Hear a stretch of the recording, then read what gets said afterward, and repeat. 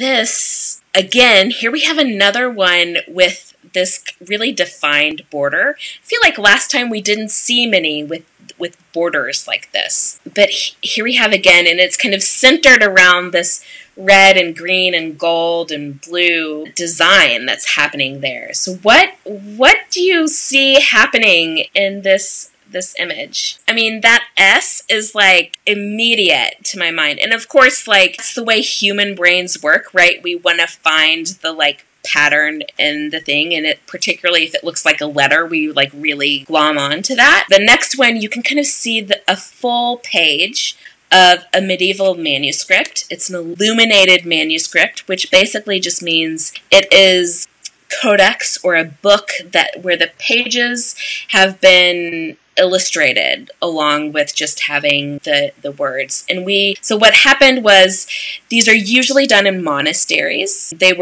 were monks whose job it was to do all the calligraphy. There were monks whose job it was to do the drawings. There were monks whose job it was to lay some gold leaf on it to, up its value. And that's actually where we get the term illuminated manuscript. It's referring to the way that the light is reflecting from that gold leaf. So here on this page, this is a 15th century Italian manuscript. It's actually breviary, which is a fancy word for a book from which the monks would like perform and sing a religious service. And this is actually Psalm 68. So we actually have two initials, and that's what they're called, these like giant capital letters. We call them initials.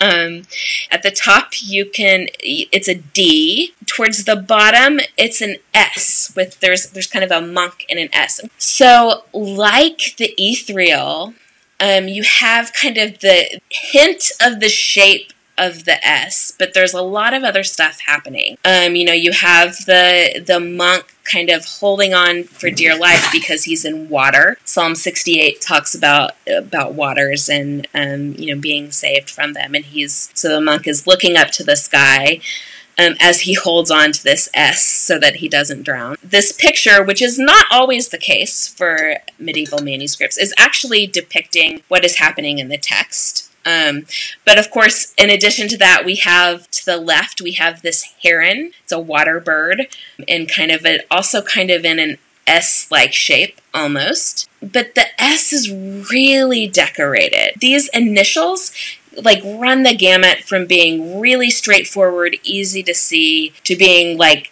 basically illegible to me and to a contemporary eye because they're just so ornate. And so this one's a little bit in the middle of that. When I saw this Ethereal, I was immediately taken back to the days when I was studying medieval manuscripts and learning all about them.